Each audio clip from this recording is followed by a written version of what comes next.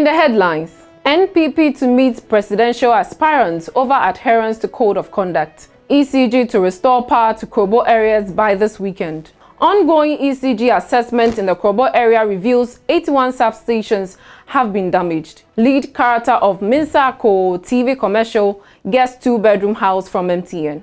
3 OWASS students charged with attempted robbery granted bail. Aker Energy halts Ghana oilfield development over involvement of Russian firm. And homeless woman sleeping on Graphic Road in Accra appeals for help. Welcome to Graphic Online's News in Brief.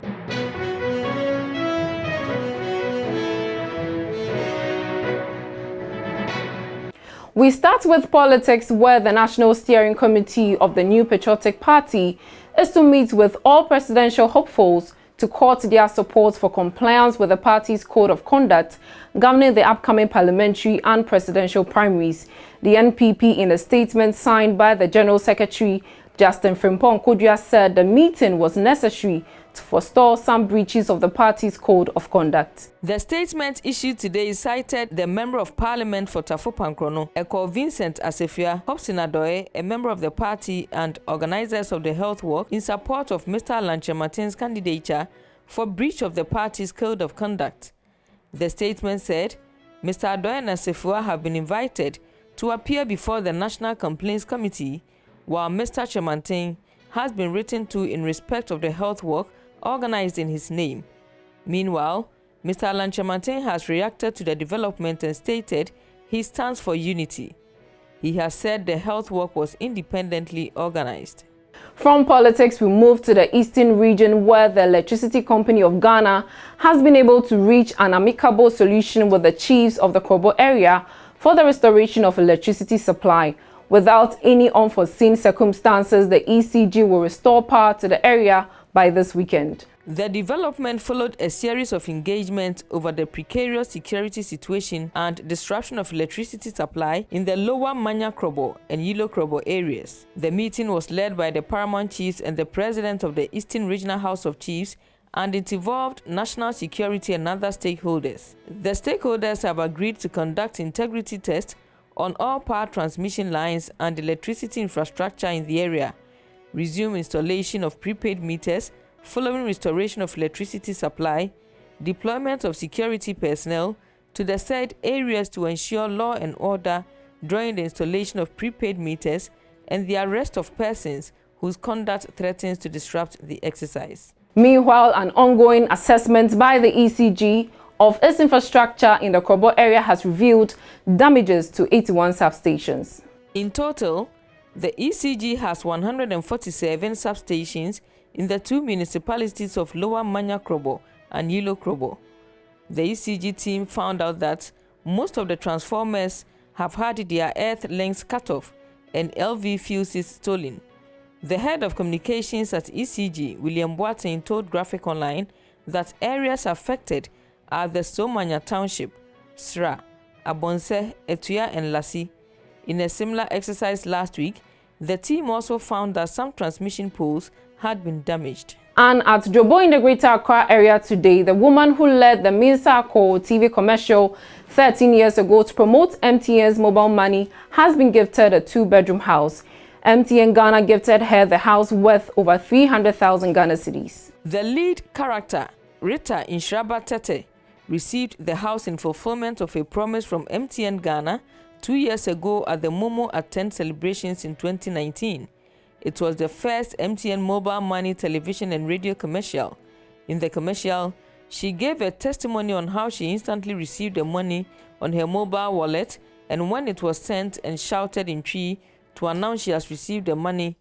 Mensa Akon, as against another character who was asking where the money was. Nasikano Wahe. At an event held at the premises of the house in Dobro, the leadership of MTN Mobile Money Limited handed over the keys of the building to her. The Chief Executive Officer of MTN Mobile Money Limited, Eli Hini, said the presentation was part of the company's effort to honor and celebrate all stakeholders who contributed greatly to the Momo journey.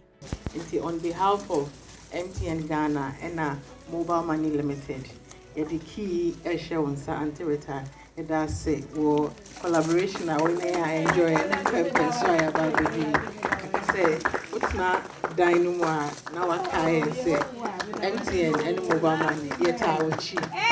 You know we'll go through the whole journey. Misaka.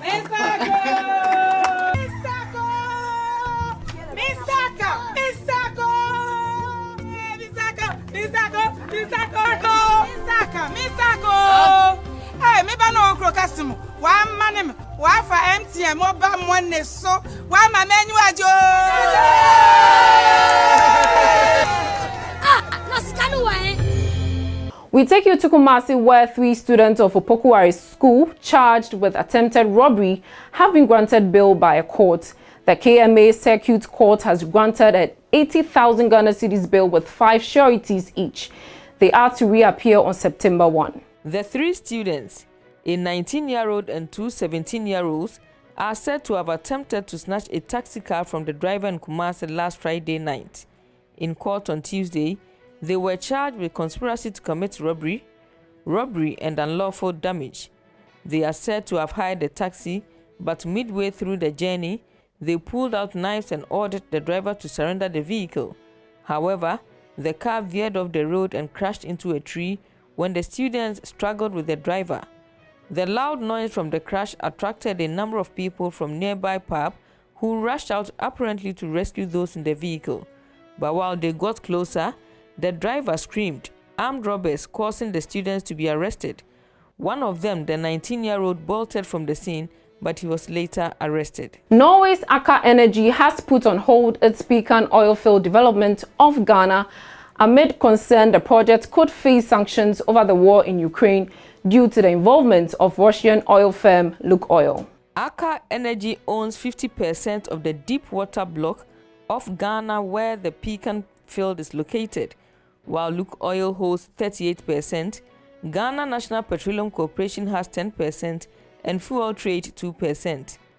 Akka ASA Chief Executive Oyvind Erskine, in a call with analysts Wednesday, said the partners will not submit a development plan to Ghanaian authorities until the challenges have been resolved. And before we go, for some time now, a mother and her 2 children aged 12 and 1 have been sleeping in front of the ECG substation on the Graphic Road at Adabraka in Accra.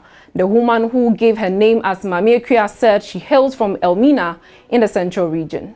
She stated that she had to move her children from an uncompleted building at Bojiasi near Kaswa, where she lived with the father of the 1-year-old after a misunderstanding. Their current location exposes the young children to illness and harm, especially with the number of mentally deranged people who live on the lawns not too far from where she sleeps with her children. During the day, she takes the children round the central business district of Accra to preach, use public washrooms, and eat. She returns to the Graphic Road by 6:30 p.m. The 2 children covered with cloth and an old mosquito net while sleeping. Her elder daughter, who is out of school due to recurrent epileptic seizures, helps lay their mat and secures an old mosquito net in place with concrete pavement blocks. The mother then covers them with plastic sheets before crawling into the makeshift tent.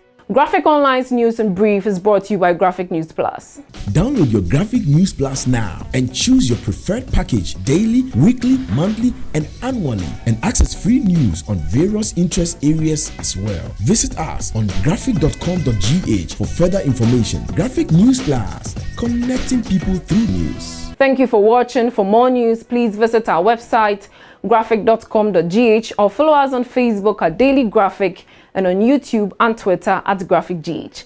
I am Juliet Echa Safo. Subscribe now.